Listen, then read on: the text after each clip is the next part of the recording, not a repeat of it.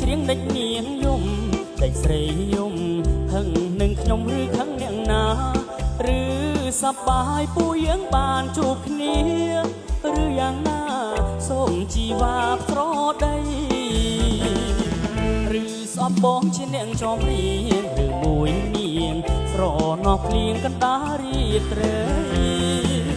ឬស្អប់បងជាអ្នកចំរៀងឬមួយនាងស្រណោះភ្លៀងកណ្ដាលរាត្រីឬស្រណោះបទចំរៀងមានន័យឬមួយស្រីនឹកអាល័យដល់គ្រួសារឈប់យំទៅបើឲ្យបងច្រៀងអើយបងច្រៀងបំពេលនាងជាម្ចាស់ចិនដា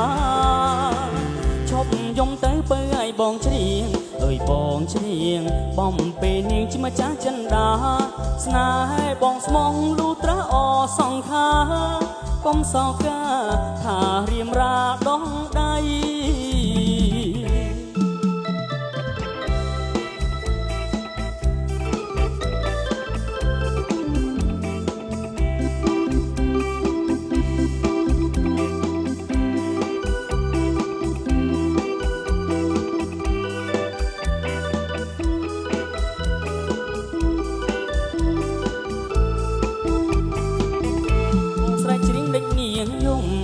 ស្រីយំ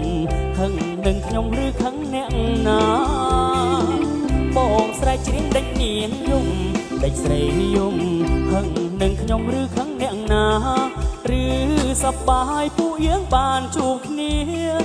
ឬយ៉ាងណាសូមជីវ៉ាស្រដីឬស្អប់បងជាអ្នកចំរៀងឬមួយនាងស្រណោះភ្លៀងកណ្ដាលរាត្រី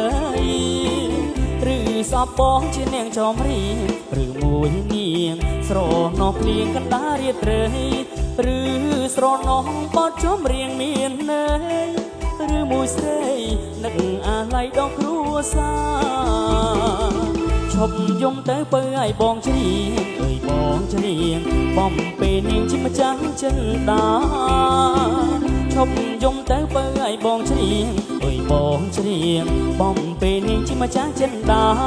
ស្នេហ៍បងស្មោះលូត្រាអសង្ខាកុំសោកា